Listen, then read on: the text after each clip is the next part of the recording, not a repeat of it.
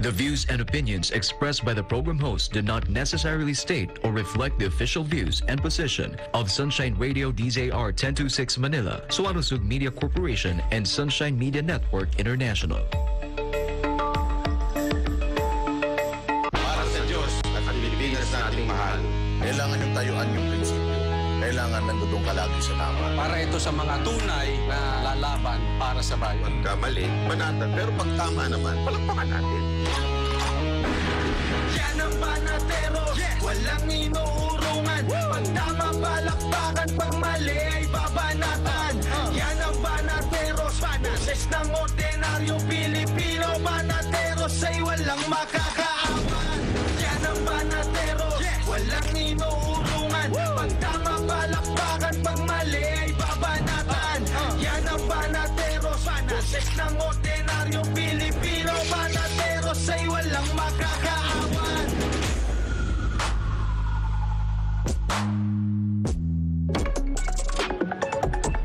Magandang gabi, Luzon, Visayas at Mindanao. Kayo ay nanonood ng Banateros sa SMNI. Ako po si Coach Oli. Ako naman po si Boss Dada. At ako naman si Master Judea. At makakasama naman natin ngayon sa ating studio si Attorney Silverio Attorney Biong Biong.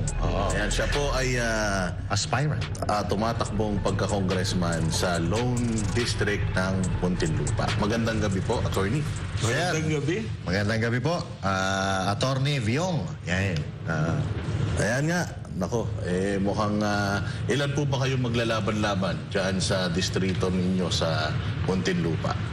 Sa pagkakaalam ko, Boss Dada, dalawa lang kami.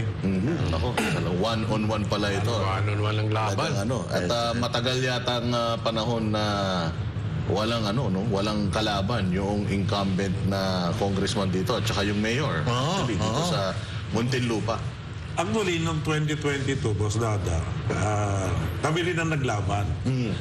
Kaya lang noong 2022, incumbent mayor siya ng Muntinlupa City. Ayun. Hindi ako pinalad, kaya siya ngayon ang incumbent congressman. Ayun. At ito, sa pangalawang pagkakataon, kami muling haharap sa tao upang hingin ang pagtitiwala ng bawat mamamayan ng Muntinlupa. Ayun. Speaking of mamayan ng Muntinlupa, sir, pwede po niyong batiin yung mga kababayan natin dyan sa Muntinlupa. Magandang gabi po sa lahat ng aking mga minamahal na kababayan sa Muntinlupa City. Ayun. Ako po ay narito sa SMNI at nagpapasalamat ako at kasama ko ang tatlong Banateros. nagagwapuhang mga banateros. Sa akin pong kaliwa, narito po si Boss Dada. Sa aking kanan, si Coach Oli. At sa kabila naman po ay si Master Judea. Yun. Thank you, Sa mga sir. gusto pong makakilala kay Attorney Biong, saan po ba nagmula si Attorney Biong? Ako po ay pinanganak sa Nauhan Oriental, Mindoro. At ako ay nagtapos ng elementarya sa Kamuning Elementary School sa Quezon City. At ako naman nagtapos ng high school doon sa aming probinsya sa Nauhan, sa Agustin Gutierrez Memorial Academy. Nag-aaral din po ako sa Adamson University, doon ko kinuha yung aking AB General. At tinapos ko naman ang aking political science sa The Quezon Memorial Colleges sa Quezon City. Pagkatapos ko po ng aking AB Political Science, nag-aaral naman po ako ng law sa Far Eastern University. At nagtapos ako noong 1991. At nung matapos ko, the same year, kumuha po ako ng bar.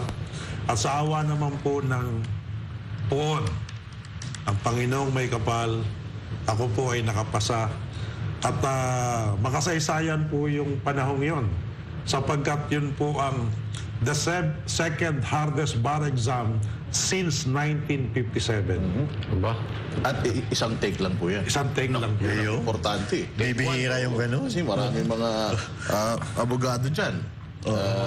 Ilang take? Oo, mga 5 takers, mga ganon. Minsan nga, yung iba hindi pa. Dinadaya na lang siguro. Palakasan na lang. Vlogger ba yan? Hindi, yung ibang politiko, palakasan na lang para maging abogado. Sir, pakiusapan ba? Ilan taon na po kayo sa pagpapractice ng law? Nagsimula akong maging abogado noong 1992. So, kung kikwentahin natin, halos 32 taon na. Hanggang ngayon po. Opo. Nagpa-practice pa rin. Ano naman po ang inyong naisipan? Bakit from pagiging isang abogado, naisip nyo pong maging lingkod bayan? Yun. Boss Dada, hindi mo naitanong, 22 taon ako na Register of Deeds ng Muntinlupa City. Kaya nga, sa paninirahan ko sa Muntinlupa ay halos 25 taon na ako na taga Muntinlupa. Marami tayong natulungan doon. At hindi naman siguro ako maglalakas ng loob na humarap sa tao kung ako'y may atraso sa aking mga kababayan sa Muntinlupa. Correct. So sa loob po ng 22 taon, kaya kong ipagmalaki na marami na pong award na natanggap ang opisina ng Register of Deeds sa pamumuno po ng inyong lingkod. Yun. Matanong ko lang po, no? Anong partido nyo po? Ako po ay PDP Laban. Hoy! Yun. PDP Laban. Ito yung kapartido pala ito ni PRRD. Si Atty. Biong, ano? At saka hindi nyo po naitanong, ako po ang Deputy Secretary General ng PDP Laban sa National Capital Region. Okay. Matindi. So napakarami mo palang ano ngayon na attorney, ano? Hindi ba kayo nahihirapan sa schedule sa sobrang dami yung ginagawa? Napakasipag nitong attorney na ito. Sa atin yung kagustuhan na makapaglingkod sa ating mga kababayan. At lagi ko sinasabi na sa loob ng 22 taon, nakita ko ang mga suliranin ng ating mga kababayan sa Muntinlupa City. Yan. Siguro, attorney, diretsohin na natin. Ayun, Kasi sabi mo, hindi kayo pinalad noong 2022. Ito ba yung huli lang, nakaraan? No? Hindi kayo pinalad. So, meron ba kayong nakitang magandang pagbabago since 2022? O meron mga, halimbawa, regrets na sayang, kung ako sana ang nanalo noong 2022, ito na sana ang nagawa ko. Ang una kong advocacy nun, Coach Oli, no? Ay ipaglalaban ko na maging 2 distrito ang lungsod ng Muntinlupa. Bakit yun ay nasa sa isip ko? Hindi naman natin pwedeng ilihim sa taong bayan na ang bawat congressman ay merong congressional allocation. Ibig sabihin, kung 2 ang distrito ng Muntinlupa, 2 ang congressional allocation na makakatulong sa ating mga mahihirap na kababayan sa Muntinlupa City. Yun. 1995 pa lang po, qualified na ang Muntinlupa para maging 2 distrito.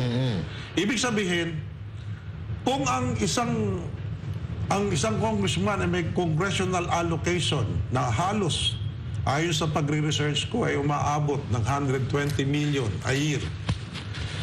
So sa loob po ng isang term ng isang congressman, siya ay merong biyayang maiuwi sa kanyang lungsod sa nagkakahalagang mga 360 million. So ilang term po yan na hindi nagkaroon ng 2 distrito ang Muntinlupa City. So kung nagkaroon, ang dami na pong biyaya na naiuwi sana ng pangalawang congressman sa Muntinlupa City. Ngayon po, isa kong advocacy yun. Hindi ko malaman kung bakit hindi rin nila ito ipinaglalaban. So higit silang makakasagot dyan. Pero sa akin po, ang kaya kong sabihin, sa panahong hindi natin ginawang 2 distrito ito, ipinagkait natin ang mga biyaya na maiuwi ng congressman para sa kanyang mga kababayan, lalong-lalo na ang mga mahihirap. Alam niyo po, ang Muntinlupa ay 9 na barangay. Yung pong 8 barangay dyan, mula Sukat hanggang Tunasan, lahat sila ay nasa tabing lawa. Sa aking pong research, yung pong tabing lawa na yan, halos nariyan po ang mga tinatawag nating informal settler. Sa loob po ng 22 taong kong panunungkulan, wala po akong nalalaman na nagkaroon ng programa ang ating lungsod para sa may hirap nating mga kababayan, lalong-lalo na yung mga walang tahanan. Kung meron man po nagkaroon dyan ng mga tinatawag na housing project, hindi po yun proyekto ng local government. Yun po ay proyekto ng national. Alam ko po yan sapagkat sinasabi ko nga sa inyo, 22 taon ako na Register of Deeds at sa akin lahat dumadaan ang mga titulong yan. Yun. Kahit na nga po yung ating NHA South Bill 3 na ngayon ay may kaunting kaguluhan. Alam ko po ang punot dulo no, sapagkat yun po ay 8,000 titulo. Ako po ang pumirma sa titulong yun. At alam ko rin yung tinatawag na Usufruct Agreement. Kaya sinasabi ko at pinaglalaban ko na yung mga naninirahan sa South Bill 3, hindi po sila mga squatter o informal settler. Sila po ay mga legal na awardee. Meron silang karapatang manirahan doon sapagkat sila'y bahagi ng isang usufruct agreement between NHA and awardee. Ibig sabihin, ang paninirahan nila doon ay illegal. Hindi sila basta pwedeng paalisin. Kung may mga violation po na ginagawa sila, at ito ay tinatanggi naman nila, ang sinasabi ko lang, kumuha ng court order kung sila ipapadlock o papaalsin. Sapagkat sila po ay mga awardee. Eh kung yun nga pong informal settler, bago mo mapaalis, kinakailangan mo ng court order with no reason na ito hindi mga squatter. Ito ay mga awardee. Bahagi sila ng isang agreement na pinirmahan ng ating gobyerno at mga awardee. Sa madaling salita, meron nangyayari ngayon na hindi dumadaan sa due process. Meron po. Meron. Oo. Ako po, tinanong ko sila, nagpupuntahan po sa akin yung mga taga South Bill 3. Sabi ko, pumunta na ba kayo sa inyong barangay captain? Pumunta na raw sila. Pumunta na ba kayo sa ating punong lungsod? Pumunta na raw sila. Pumunta na ba kayo sa ating congressman? Pumunta na raw sila. Sa aking munting kaalaman, ang ginawa ko po muna, inirefer ko sila sa Commission on Human Rights. Sapagkat yung paninirahan nila, di po ba ang Commission on Human Rights, ito ay bantay sa abusong gagawin ng mga taga-gobyerno. Sana po. Sana. Dapat. So, in-interview sila sa Commission on Human Rights at ang sabi rin sa kanila, hindi kayo basta pwedeng ipadlock doon. Hindi kayo pwedeng basta paalsin doon nang walang utos ang hukuman. Kaya ako po ay naninindigan at nananawagan ako sa mga taga-NSA ngayon, tigilan na ninyo. Ang ginagawa nila sa South Bill 3, yun po ay pang-aapi na sa ating mahihirap na kababayan. Yun pong mga naninirahan doon ay sa abot ng aking kaalaman ay 7,776 families. Alam ko po yun. Yung pong titulong yan ay 8,000. Napakarami nun.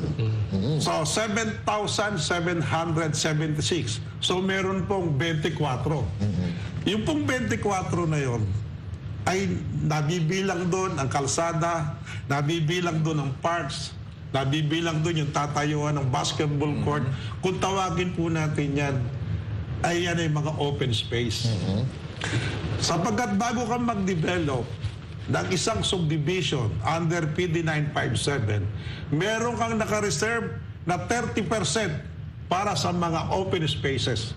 Ibig sabihin, kasama na yung kalsada, kasama na yung parks, kasama na yung lalagyan mo ng tangki ng tubig, lalagyan mo ng kung may simbahan, kung may eskwelahan. So, yun ang 30%. Ayun. So, kumpletuhin na po natin. Meron na po tayong pampamilya. Yung, sabi nyo, yung paghahati ng gawang 2 distrito ng Muntinlupa ay mapapakinabangan ito mula bata hanggang matanda.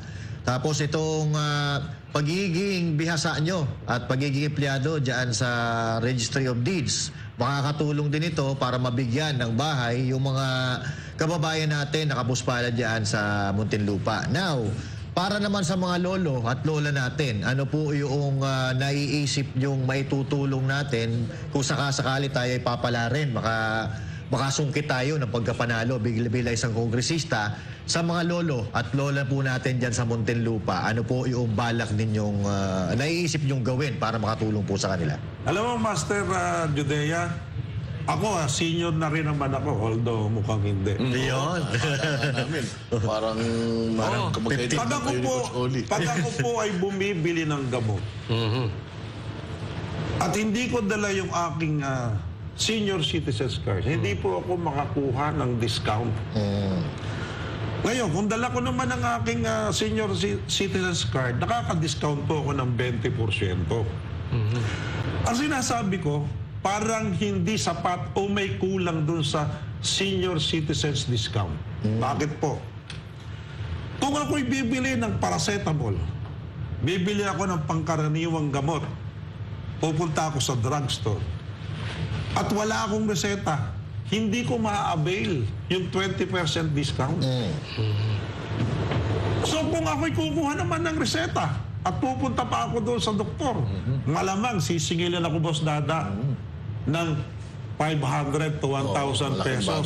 So ang bibili ko lang kay paracetamol, di lalo akong napamahal. Lalo nagkasakit. Attorney. So ang akin pong ipaglalaban sa Kongreso na palawigin yung tinatawag nating senior citizens discount na yan. Yun. So, Ibig sabihin, wala nang qualification, basta dala ng ating senior citizen ng kanyang card, ma-avail niya kahit bibili lang siya ng paracetamol o isang gamot sa sakit ng tiyan. may punto ka doon, attorney, kasi bibili ka lang, magkano yung paracetamol? 10 piso. Yan. Tapos magpapareseta ka sa doktor, 500. Yan. So ang gagawin mo, parang kahit wala ng reseta, ipakita mo lang yung senior citizen card mo, makakabili ka na ng gamot. Yun. Ibig May sabihin, discount. attorney, pagka May discount. Oo. hindi mo dala yung card, hindi kayo pagbibigyan ng discount. Eh, samantalang ako, Ganun ba yung Consoli? bumibili lang. Oo. Hinihingal ako ng Ganun ba yun? discount ka? Sabi, salbahe to, sasampalin ko to, mga to. Pero babalikan natin, pinapadlock na ba yung sinasabi niyong lugar doon? Meron na. Meron na. Ang tanong ko ron, mga botante ba yun? Bakit gusto nilang ipadlock yun? Mga botante yung mga nakatira ron? Hindi ko nga maarok ang aking ng aking isipan kung bakit gano'n. Samantalang ang trabaho lang naman dapat ng NHA is to administer. Di ba? Ibig sabihin, ayusin mo. Okay, babalik ako dyan na Coach Oli. Kung may allegation, ang NHA na pinauupahan sapagkat yun ay violation ng Usufruct Agreement. Yung Usufruct Agreement na yun, Master Judea, 50 taon yun. 50 taon. Binibigyan sila ng karapatang manirahan doon sa loob ng 50 taon. Hindi bilang squatter. Apo. Bilang usufructuary. So parang may ari sila sa loob Yes. ng Oo. 50 years. Oo. So, ano kaya ang... So kung may allegation na pinaupahan o ipinagbili at itinatanggi naman ng awardee, ang sinasabi ko, walang padlock-padlock. Parang Kaya kailangan kumuha kayo ng court order to rescind the agreement. Kasi pagka sila magdidesisyon na basta ipapadlock, ay parang batas sa kagubatan yan. Di ba sabi ko nga, parang they are putting the law into their hands. Correct. Kaya nga tayo merong hukuman eh. Kasi kung wala tayong hukuman, wala tayong katahimikan. Di ba? May Kung ano ang tagabalanse. gustuin ng bawat isa, Gagawin na lang. gagawin. Lagi ko sinasabi, kung yun nga mag-asawa, nagsumpaan na sa harap ng pari. Pagka hindi magkaintindihan, di ba? Saan pumupunta? Sa husgado pa rin. Sapagkat yung husgado, ito ang magmi-maintain Tagabalanse. ng katahimikan. Correct. So yun nangyayari yan. Katulad na nga sinabi ng Commission on Human Rights, hindi kayo pwedeng paalsin doon ng walang court order. Court order talaga, laging kailangan yan. Pagka medyo may- nauuso na ngayon yan eh. Yung ikaw may-ari ng bahay, bigla kang pinapadlock. No, parang nagiging uso. Tapos hindi naman may-ari ng bahay, bigla-biglang pumapasok. Mga ganun. Ngayon eh. Attorney, bukod doon sa iyong advokasya tungkol sa mga senior citizen na palawigin pa or bigyan pa ng mas magandang batas ang mga senior citizens natin, yung mga benepisyong natatanggap nila. Ano pa po ang inyo pang mga gustong batas na gawin. Kasi po, syempre, pagka ikaw ay isang congressman, yun ang talagang trabaho mo eh. Yan ang langkas ng mga batas. Yun ang main job ng isang congressman, ang gumawa ng batas. Ang isang nasa sa isip ko, although meron na tayong universal health care, no? Siguro itama ninyo ako kung kayo nagkakamali. Wala tayong children mental health care. Ang ating mga kabataan ngayon, lalo na nawiwili sa mga gadget, medyo nagkakaroon sila ng hindi magandang takbo ng isip. Correct. Ngayon, hindi lang naman yan ang aking nasa sa isip. Meron din tayong mga talagang ipinanganak na may mga sakit na kung tawagin ni autism. Yes. So, isasama na natin yan. Magkaroon tayo ng isang batas na pupunduhan niya na nakalaan dito sa ating mga minamahal na kabataan. So, isa pong ipaglalaban ng inyong lingkod dyan. Pangalawa, alam niyo po ba na doon sa aming lungsod sa Muntinlupa, meron po itong tinatawag na ospital ng Muntinlupa. Sabot po ng aking kaalaman, dating pinatatakbo yan ng isang foundation. Although, alam ko rin na 3 taong mahigit na ibinalik na uli yan sa lungsod ng Muntinlupa. Subalit, ang laging daing sa akin ng ating mga kababayan, pag na-confine sila dyan, ang resetang ibinibigay ng doktor ay bibilin mo sa labas. So, nakakumpine ka nga, pero ang bumibili ng gamot ay ikaw pa rin. So, merong inadequacy para po doon sa pondo para sa ating mga may hirap na kababayan. Sinasabi ito na public hospital. Pero ang pagpapatakbo, sa abot ng kaalaman ko, ay parang semi-private ito. Bakit? Kasi hindi lahat po ng doktor na naandun ay empleyado ng syudad. Hindi empleyado ng ospital. So, ang ating mga kababayan, pag nakumpine doon, may binabayarang professional fee na nagiging dahilan para lumaki ang kanilang bill. Mabuti na nga lang po, at ngayon, meron na doong malasakit center. Hindi naman po sa pagbubuhat ng bangko. Ako po ang naatasan dyan ng isa nating taga-hospital ng Muntinlupa na i-coordinate ko kay Senator Bongo. So, nakipag-usap ako sa Chief of Staff ni Senator Bongo na nagkaroon ng inauguration doon mabuksan ng ating malasakit center. Malaking tulong po yun. So, ito po, kung kulang ang ating gamot sa ating ospital, kung ako man po ay magkakaroon ng tinatawag nating congressional allocation, ipaprioritize ko ang tulong na yan para sa ating mga nagkakasakit sa lungsod ng Muntinlupa. Ang congressman hindi po ito tumatanggap ng cash. So, i-identify mo yan. Kung ako'y may matatanggap na congressional allocation, then I'll coordinate it with probably with the Department of Health. May naririnig naman kay Boss Dada na tinatawag na letter guarantee. Diba? Yan. Yes. Pero linawin ko, baka kasi mali yung pagkakadinig ko eh. Parang salungat eh. Ang congressman hindi tumatanggap ng cash. Kasi parang parang mali ang pagdinig ko. Wala talaga. Ang tinatanggap ng congressman, sa abot na pagkakaalam ko, ang tinatanggap ng congressman yung sweldo. Pero walang... Magkano po ba sweldo ng congressman? Sa research ko... Makakabili ng bulletproof na Land Cruiser? Hindi. Mm-hmm. Sa research ko, kahit i-google ninyo, maabot ng 285,000. At umaabot na mga hanggang 325,000 kasi meron siyang mga allowances na tinatanggap kung siya ay membro ng isang komite. Sigurado po ako kapag ikaw ay isang abogado, mas malaki kinikita mo dyan. Pero bakit po kayo papasok sa pagka-congressman? Alam mo, Boss Dada, binibigyan tayo ng lakas ng katawan ng ating Panginoon. Naniniwala ako na kaya ganon, meron tayong purpose pa na gagawin dito sa ating mundo. Na katulad ko, nag-early retirement ako. Sapagkat nakita ko sa loob ng 22 taong kong panunungkulan sa lungsod ng Muntinlupa, nakita ko ang problema ng ating mahihirap na kababayan.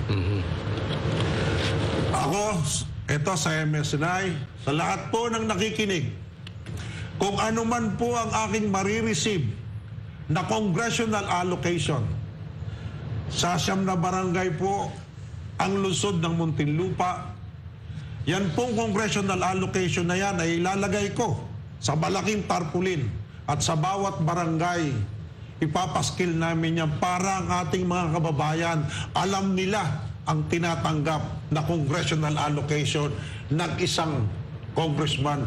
At detalyado yan. Para babantayan ng ating mga kababayan kung ano na ang nangyayari dyan. Kung yan ba ay kanino napupunta o kung kaninong bulsa. Sana ganun. Sana ganun nga ang nangyayari. Boss Judea, lagi kong pinagmamalaki ito sa ating mga kababayan. Ako galing ako sa mahirap na pamilya. Mula sa pagkabata ako, nakita ko ang kailangan lamang ng tao 3 square meals a day para mabuhay ka. Sabi ko nga, pag meron ka na snack, bonus na yun. Tayo, alam mo naman tayo mga lalaki.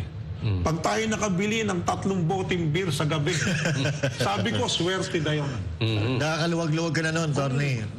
Bakit kung pag-iinteresan niyang SMNI na budget halimbawa, di ba? Hindi naman akin yun. Lalong-lalo na yung congressional allocation. Correct. Kaya nga ilalagay natin sa malaking tarpaulin. Ito po, bantayan ninyo ito. Di ba? Para nakikita ng taong bayan kung saan napupunta yung bawat sintimo na ipinagkakatiwala sa iyo ng gobyerno. Because, Master Judea, I run under the principle of transparency and accountability. Yung PDP. 22 taon na akong nanungkulan sa Registry of Deeds. Hindi ako na-reprimand, hindi ako na-suspend, hindi ako na-relieve, hindi ako na-transfer. Pagka early retirement ko, kumuha kaagad ako ng clearance sa Office of the Ombudsman. Wala po akong kaso.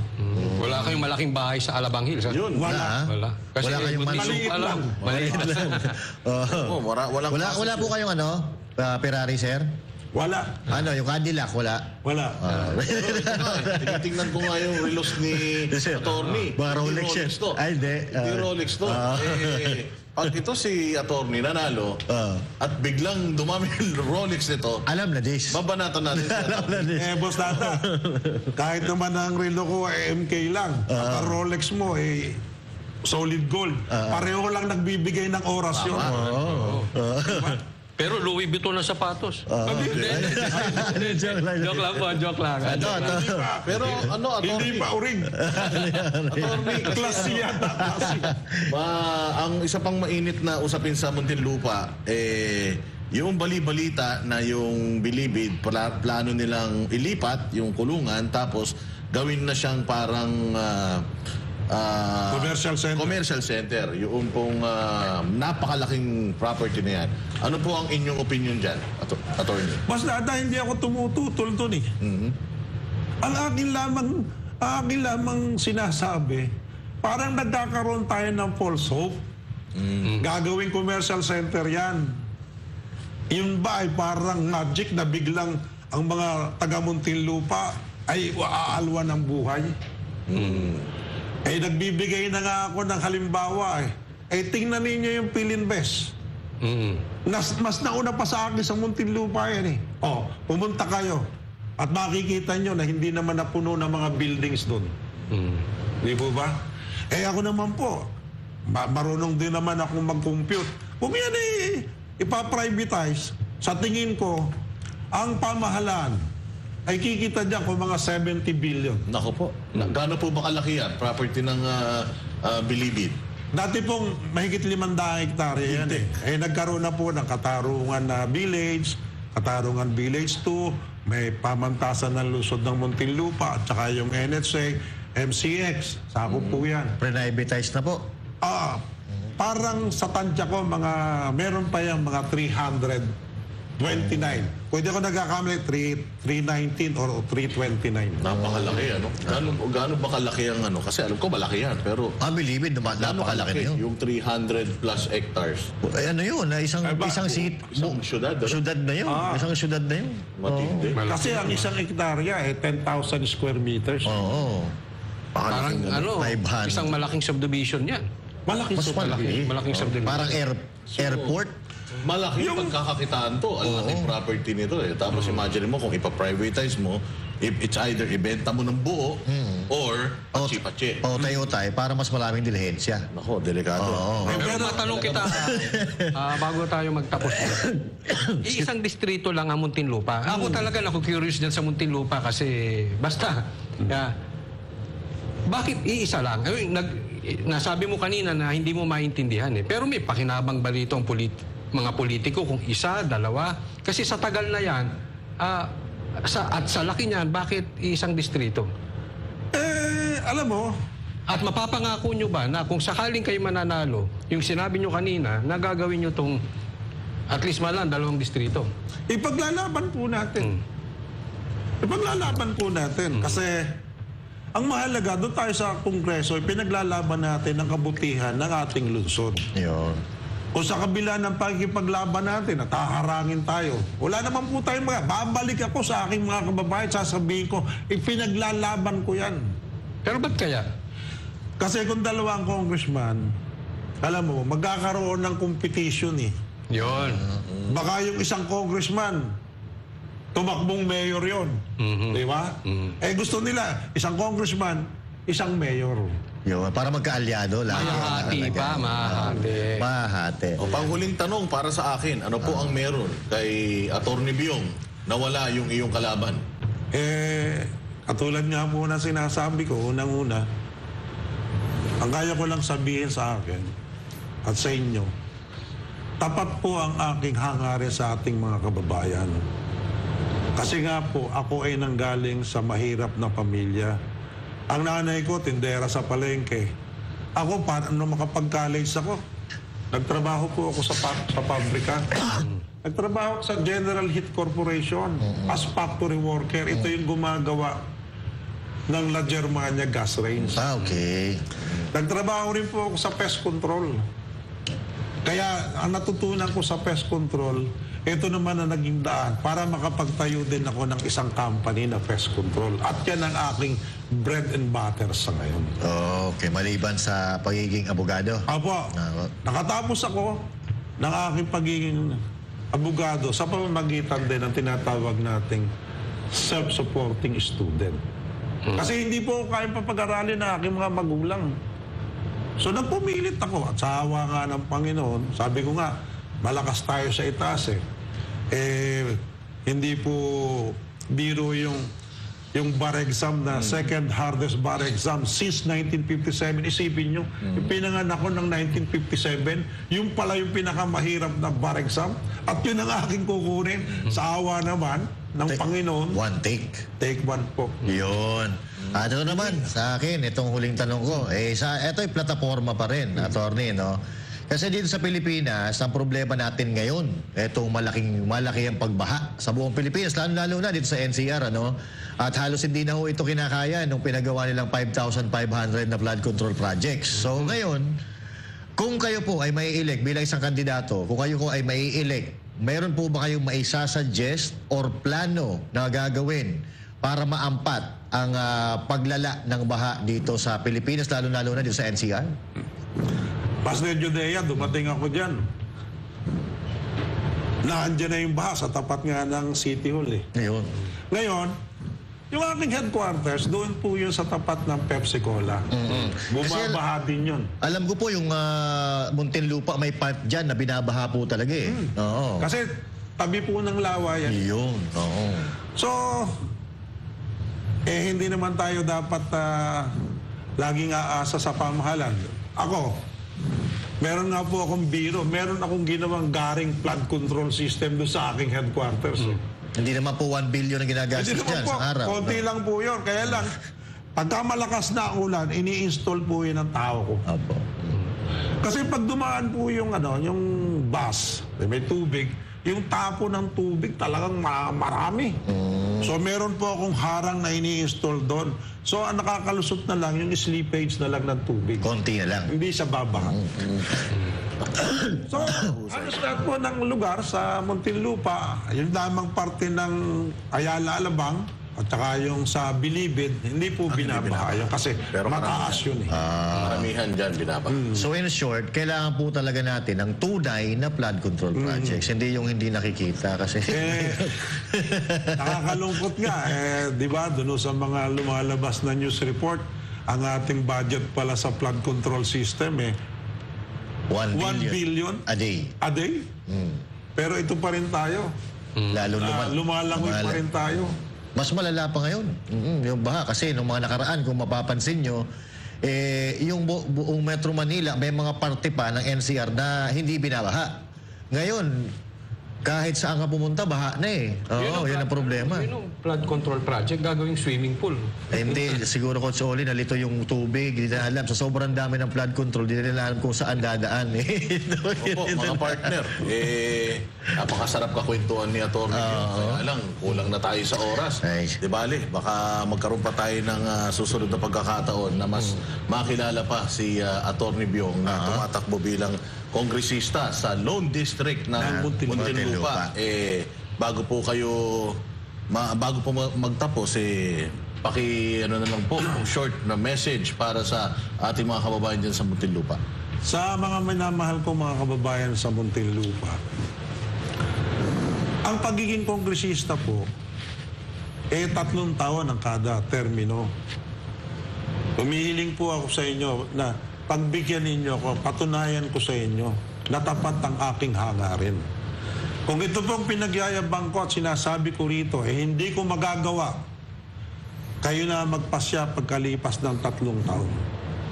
Katulad po, inuulit ko, I run under the principle of transparency and accountability. Maniwala kayo na yung aking mga congressional allocation ay makikita nyo kung saan napupunta. Kailangan po, transparent tayo sa ating mga kababayan. Accountable tayo kung ano man ang ating marireceive na projects. At yung projects, in terms of money po yan Kinakailangan nasa isip natin, nasa puso natin, ang pangunahin nating dapat tulungan ay yung ating mga kapuspalad na kababayan. So, hinihiling ko po sa ating mga kababayan sa Muntinlupa, bigyan niyo po ako ng pagkakataon. Maging kasama ko kayo para sa pagbabago. Sapagat kami po dito sa partido ng PDP Laban, ang aming hinahangad ay pagbabago at kaunlaran ng pamilyang Pilipino. Magsama-sama po tayo. Panahon na po para maiba naman ang takbo ng Muntinlupa. Narito po ako, humihiling at kumakatok sa inyong mga puso. Bigyan niyo ako ng pagkakataon sapagkat ang hangarin ko po ay matapat para sa ating minamahal na lungsod ng Muntinlupa. Maraming salamat ulit, Atty. Biong. Mag-break po muna tayo. Huwag po kayong alis at magbabalik po ang programang Banateros.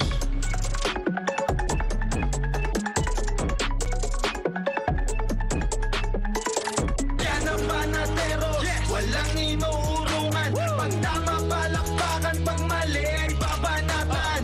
Yan ang Banateros, boses ng ordinaryong Pilipino. Banateros ay walang makakaawan.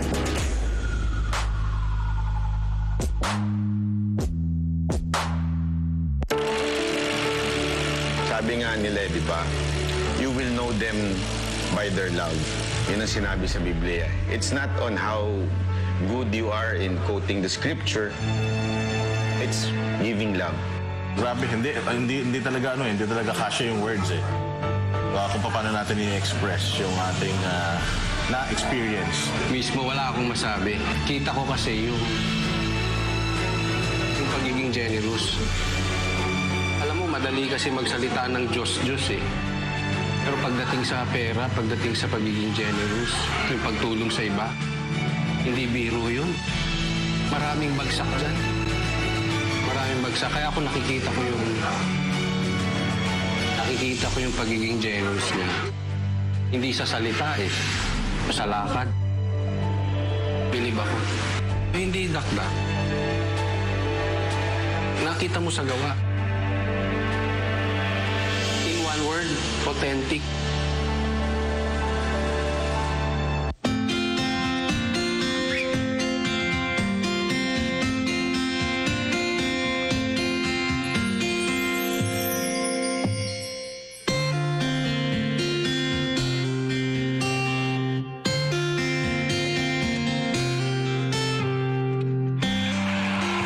Children will grow up and bring the joy, the love, the peace, and compassion to the whole world.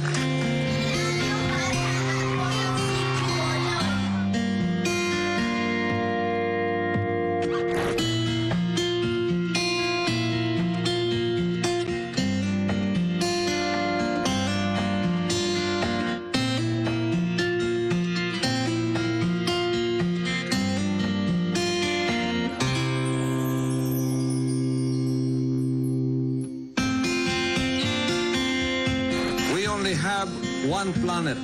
We only have one Earth. And I hope that this new generation of children that we have reached out will become millions and billions and bring peace on Earth. Bring peace to humanity.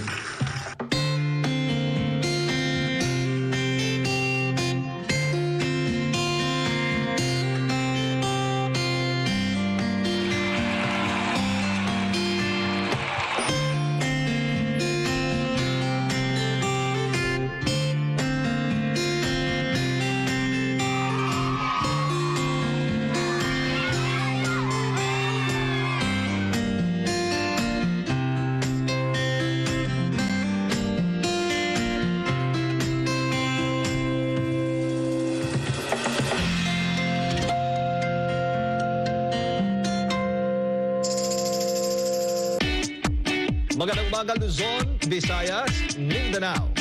Maayong buntag mga kapartner. Magandang araw sa buong mundo. Magandang araw Pilipinas. Ito ang Pulso ng Bayan. Hihimayin ang mga pangunahing issue sa ating bayan. Susuriin ang mga kinakailangang malaman ng taong bayan. Aalamin ang pulso ng bawat Pilipino sa mga pangyayari sa ating lipunan. Pulso ng Bayan, alas 7 hanggang alas 9 ng umaga, tuwing Lunes hanggang Biyernes. Kasama ang spokes ng Bayan, Attorney Harry Roque, Admar Vilado at Jade Calabroso. Dito lang sa SMNI.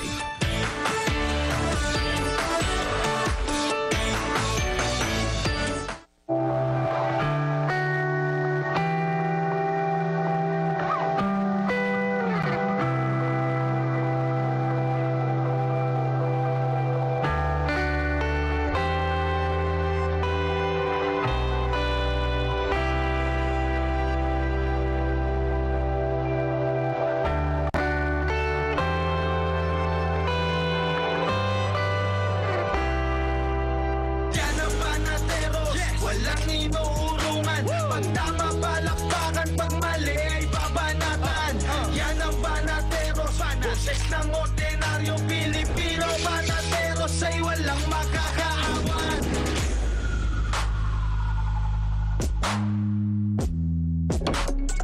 At nagbabalik ang banateros sa SMNI.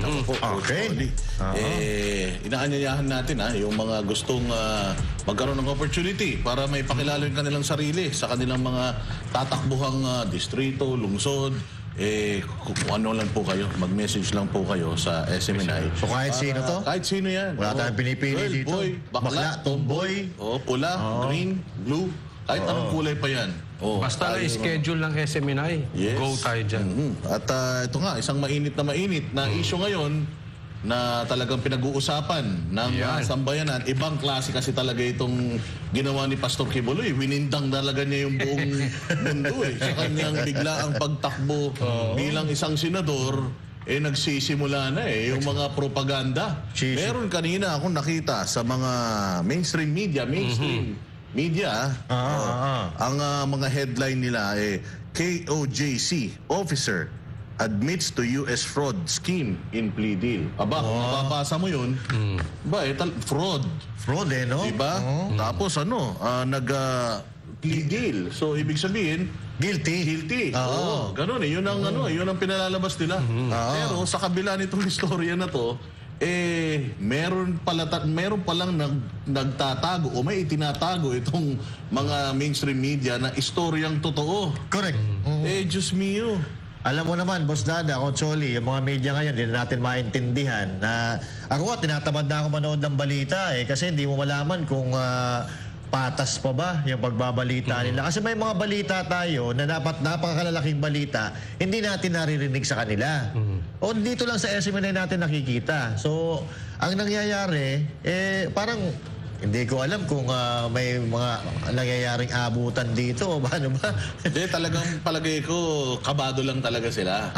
Kabado lang talaga sila dahil si Pastor Apollo Quiboloy threat talaga Correct. Threat sa mga sa mga kurakot na mga taga-gobyerno Kasi bilang na ang araw Bilang na ang araw ng mga korap dyan sa Senado, pati sa Kongreso. Nako. Kasi kung mananalo ang isang Pastor Apollo Quiboloy, tapos zero corruption yung kanyang ipipresentang plataforma, gutom yung iba. Yari, talaga may expose. May expose itong mga sindikato dyan sa Senado at saka dyan sa Kongreso. Pero ito yung media, mabanggit lang natin. Kasi may mga balita at alam nyo naman yan, kayo na lang ang maghusga. May mga balita po kasi, halimbawa na lang sa Davao, meron silang ibabalitang maliit. Posibleng totoo yung binabalita nila, pero iba yung kwento ng buong istorya. So yung konti lang ang binabalita. Kung gusto nyo po ng kumpletong istorya, sa SMNI kayo makinig. At yan po ang ipapalabas namin kasi iba ang headline na naman sa media at kayo naman alam kong naobserbahan nyo yan kahit dati pa.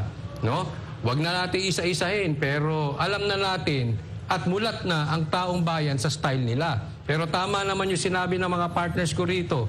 Talagang medyo ngayon pa lang binabanata na si Pastor Quiboloy. Parang syempre kung merong pagka-presidente na kailangan banatan, yan po si BP Sara. Kasi yan ang talagang number 1 nakalaban. At yan ang mananalo. Ganyan din po ang ginagawa kay Pastor Quiboloy ngayon. Parang Duterte ito si Pastor Quiboloy pagdating sa Senado. Tandaan po natin, wala na pong Duterte sa Senado. Kaya ito ang parang lumalabas na yung ginagawa kay BP Sara, yan ang ginagawa rin kay Pastor Quiboloy. Sinisimula na this early. At ito mga partners, nagtataka lang ako kung bakit napakarami ng tumatakbong senador, bakit si Pastor Apollo Quiboloy lang pinag-iinitan. Talagang takot na takot sila kay Pastor Apollo Quiboloy dahil alam nila Inagawan niya Inagawan niya ng kasikatan yung mga tumatakbong sikat na senador. Correct. At alam nila na may laban talaga si Pastor Apollo Quiboloy. Kaya ito nga, etong mga kurakong, pag nanalo si Pastor Apollo Quiboloy, maganda-handa na kayo dahil si Pastor Apollo Quiboloy ay ayaw talaga niya, number 1, yung korupsyon. Ipapaliwanag natin sa mga nanonood ngayon dito sa ating palatuntunan. Meron pong kaso na nag-guilty plea or nag-plea bargain itong ating akusado sa Amerika. Pero sa kabila nun, merong mga na-dismiss na kaso na malalaki. Correct. Napakalalaking dismiss na kaso doon, nakaparehas ng mga kaso dito. Hindi ba yung binalita? Hindi binalita. Ang ibinalita nila, guilty nga raw. Yung kapiranggot. Plea deal. Nakapiranggot at yung plea deal na yun, Twisted. Kayang ipaliwanag. Twisted. Kayang ipaliwanag Oo. So nakakainis, mapapamura ka na nga sa gobyerno dahil sa mga kabulastugan nila. Pati media. Inaasahan nating media na dapat naglalabas ng mga balitang totoo. Totoo naman yung nilabas nilang balita pero kulang. Chap-chap. Kulang. Yung positioning eh. Parang lumalabas, guilty plea, guilty. Oo, parang ganun eh. Ayan. Kaya, naku po, Coach May balita tayo dyan. Mga mabibigat na kaso laban sa isa sa mga leader ng Kingdom of Jesus Christ na si Marisa Dueñas, ibinasura. Ulitin ko. Ibinasura. Ulitin pa natin. Ibinasura ng Korte sa... Ocholi, kaparehas siya ng kaso doon at saka dito. Ibinasura. Para hindi nila makakalimutan. Ibinasura ng Korte sa Amerika si Hannah Jane Sancho sa detalye ng balita. Ibinasura kasi ng ibinasura. Mabibigat na kasong human trafficking, forced labor at money laundering ang ibinasura ng Korte sa Amerika matapos pumasok sa isang plea bargaining agreement ang akusadong leader ng KOJC na si Marisa Dueñas, ang Human Resources Head ng KOJC sa Van Nuys, California. Sa isang eksklusibong panayam kay Attorney Elvis Balayan, sa ngalan ng mga abogado ni Dueñas at isa sa mga abogado ni Pastor Apollo Siquibuloy, maituturing na isang legal victory ang nasabing kasunduan. Napakaganda po sapagkat sa pamamagitan po ng plea bargaining pumayag ang mga abogado ng Estados Unidos na i-dismiss po yung mga napakabigat na mga krimen na isinampa laban sa kanya, kagaya po ng forced labor, money laundering at saka human trafficking, no? Yung po ay napakabigat na mga krimen at in a sense po, sabi ng abogado ni Marisa Dueñas, iyon ay legal victory, no? Ang nasabing plea bargain agreement sa U.S. Attorney's Office ay pinirmahan noong Lunes sina Dueñas at ng kanyang abogado na si Attorney John Litchell, habang pinirmahan din ito ni U.S. Attorney Gregory Staples noong Martes. Ipinaliwanag naman ni Balayan ang naging desisyon ni Dueñas sa tanggaping nakalabag ito sa batas sa Amerika sa usapin ng kasal o marriage.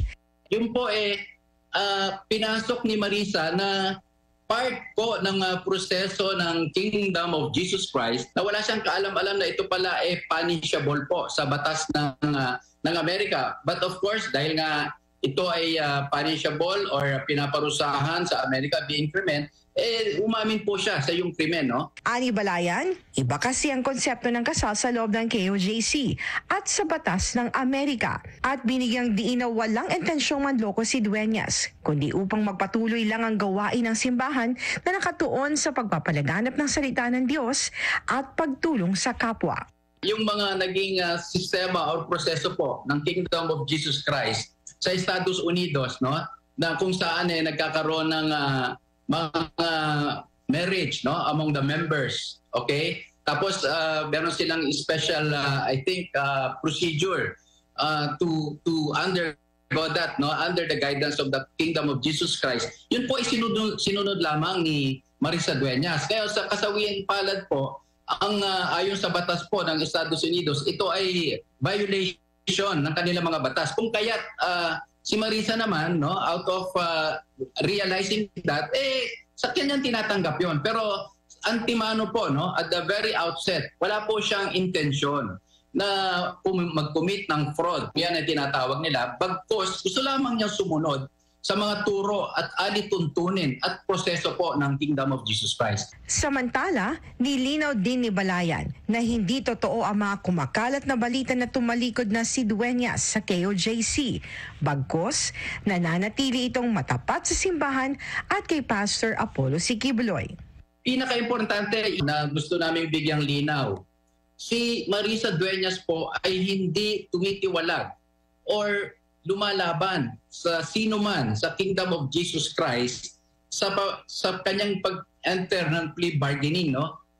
In fact, sinuportahan niya po ang posisyon ng Kingdom of Jesus Christ na talagang walang krimen na forced labor, money laundering at human trafficking. She remains to be a loyal servant or full-time miracle worker po ng Kingdom of Jesus Christ. At kailanman po ay hindi siya tumatalikod sa mga turo ni Pastor Apollo Siquibuloy or sino mang sa mga kasama niya sa Kingdom of Jesus Christ, no?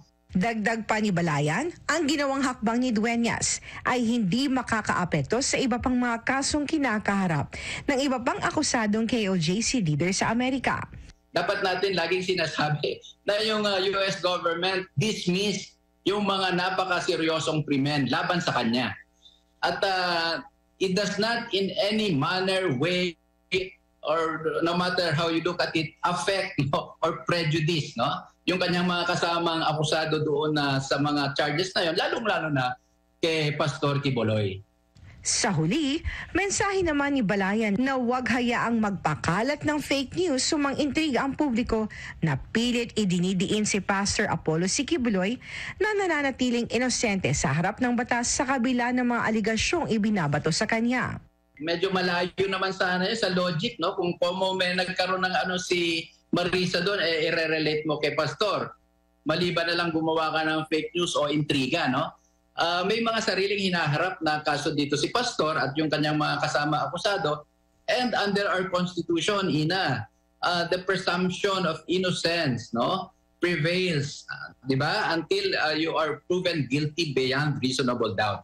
So wag po natin babalik rin or bibigyan ng maling interpretasyon ang batas, lalong-lalo na ang ating Constitution. Samantala, kasunod dito, naglabas naman ng pahayag ang KOJC bilang suporta kay Dueñas. Ayon sa KOJC, kinikilala nito ang naging katapatan at senseridad ni Dueñas sa paglilingkod bilang isang misyonaryo sa Amerika. Bagamat nakalabag ito sa batas ng lupa dahil sa pagnanais na mas makatulong pa sa gawain, mananatili pa ring nangingibabaw ang turo ng Biblia. Kabilang narito ang pagsunod sa batas ng lupa. Kaya naman ayon sa KOJC, patuloy silang susunod sa tamang proseso sa buong tiwalang ipinapaubaya ang lahat sa kalooban ng Diyos sa kanyang paggawad ng makalangit na hustisya. Para sa Diyos at Pilipinas kumahal, ito si Hannah Jane Sancho, SM9 News.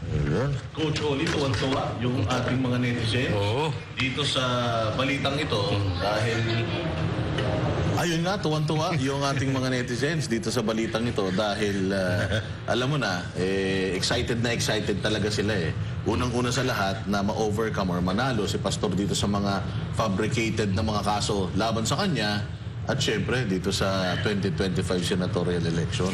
Oo, napaka-ano nito, napakagandang regalo talaga nito para sa mamamayan kapag nangyari ito. Kasi yun nga yung sinasabi natin na nakakainis. Kasi yung ibang mga mainstream media outlet na inaasahan natin na maghahatid sa atin ng kompletong balita, naghahatid ng mga balitang chap-chap. Putol-putol. May mga na-dismiss naman palang kaso doon sa Amerika, pero hindi nila binabalita. Ang ibinabalita nila is yung plea deal. Yung pinasok na plea deal noong administrator ng KOJC dyan sa Amerika. Alam naman natin na syempre mayroong batas na sinusunod ang KOJC patungkol sa pag-aasawa at yun nagkaroon ng conflict sa batas ng Amerika. Yun yung problema. Pero legal dito. Legal dito sa pwede dito sa atin, legal dito sa atin, nangyayari dito sa atin. Pero doon sa Amerika, sa batas nila, yung batas ng KOJC, may conflict. Bawal sa Amerika. So, yun po yung pinasok yung binabalita. Plea deal. At yun lang yung binabalita. Pero yung child abuse, money laundering, forced labor, hindi nila na-dismiss. Hindi nila binabalita. Hindi nila binabalita. Sabi ko nga, ito pong mga kaso na ito ay kahalintulad ng mga ikinakaso sa kanya dito sa Pilipinas. At syempre, kung na-dismiss ito sa Amerika, umaasa tayo na dito sa Pilipinas, politics aside, sana ma-dismiss din. Kasi may kasabihan po tayo, half-truth is a whole lie. Kasi kapiranggot lang pero yung totoong istorya, hindi mo nilinaw sa taong bayan. Kaya nga, yung mga mabibigat na kaso, ibinasura. Kaya pinaulit-ulit natin yan. Kasi yan po ang kwento talaga niyan. Yan ang istorya niyan. Basura yan. Ibinasura na. So ito ay maliwanag na, kaya nga sabi ni attorney, ang tawag niya dyan ay legal victory. So sa batas, kung batas ang pag-uusapan, inosente. Maliwanag po yan. Ayun, At syempre nga, katulad ng sinasabi natin kanina, no, maging patas sana kayo sa pagbabalita, no? Kasi eto napakalaki nito yung forced labor, human trafficking, money laundering. Napakalalaking kaso po nito. Pero idinispis po ito sa Amerika. And once again, ito rin po na mga kaso na ito ay kinakaso kay Pastor Apollo Quiboloy dito sa Pilipinas. So now, alam naman natin na sa Amerika ay advanced sila, pati mga abogado, lahat matatalino. Kasi dyan nga nag-aaral yung mga abogado natin dito sa Pilipinas, dyan sa Amerika.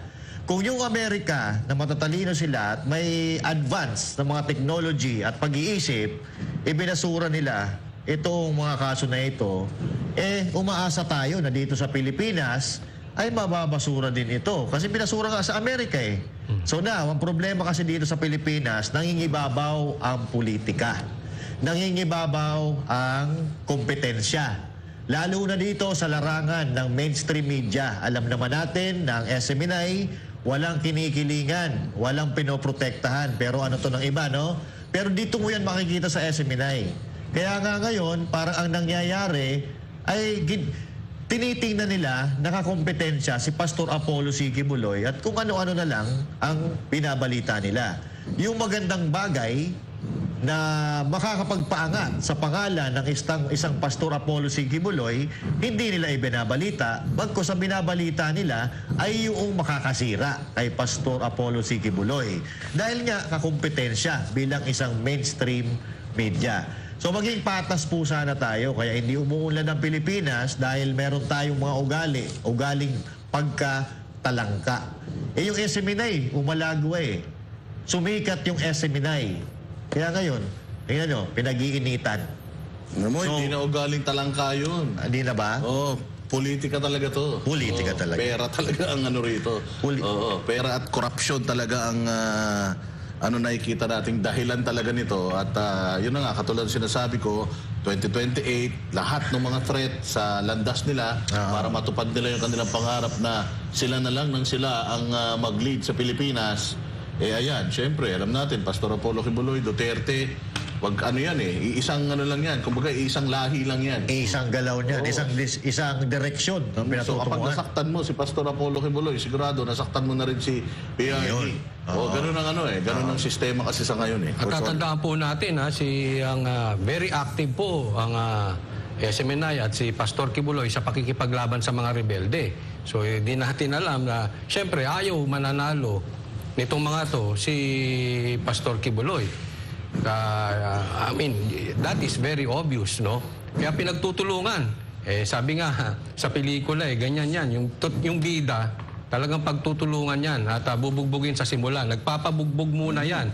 Pero sa bandang huli, mananalo yan. Victorious yan. Wala. Meron pang binabanatang ngayon na tumatakbong pagkasenador? Wala.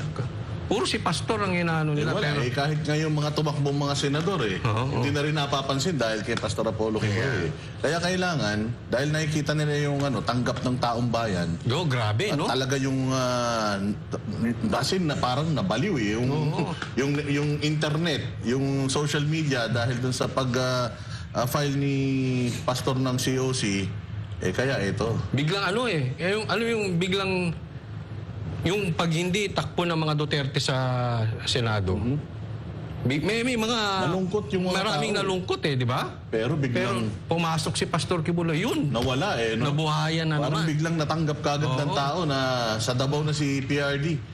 Total, Senado naman pinag-uusapan natin. Parang Duterte rin to. Di ba?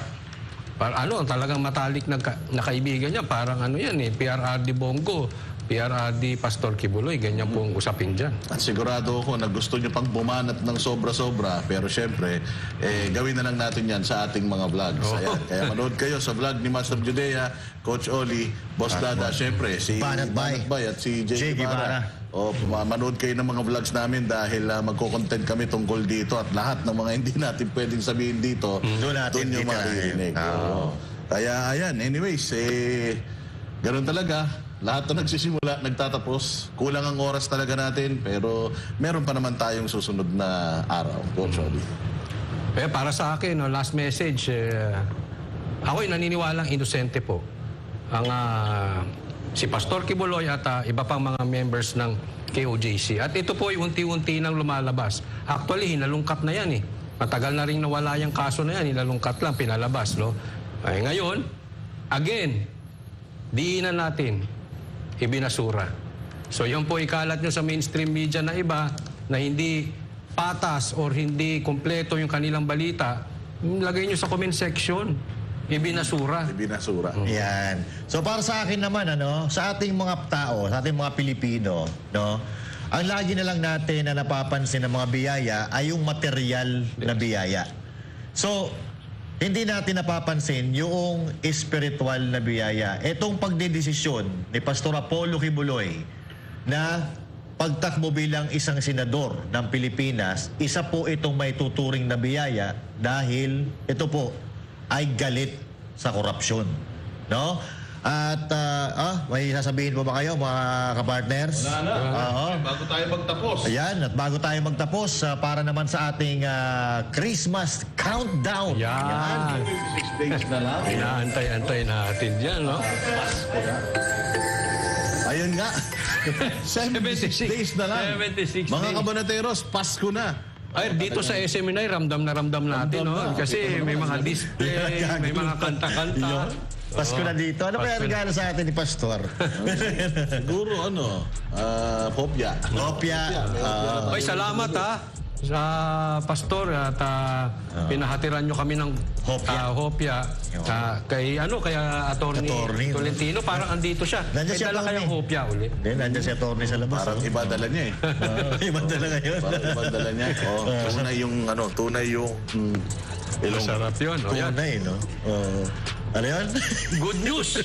Good news! Akin ka na lang. Good news na. Good news ba? Hindi ka talaga, matalas ka pa rin, ha? Siyempre. Pero good news, ha? Ano yan? Starting next week, o baka starting this week, Monday to Friday na po ang Banateros. Monday to Friday naman. Minsan may replay ng Friday. Pero to hindi na replay. Minsan Live na naman to. may live. Due to, Public is demand. Due to Miss Hannah. Hindi.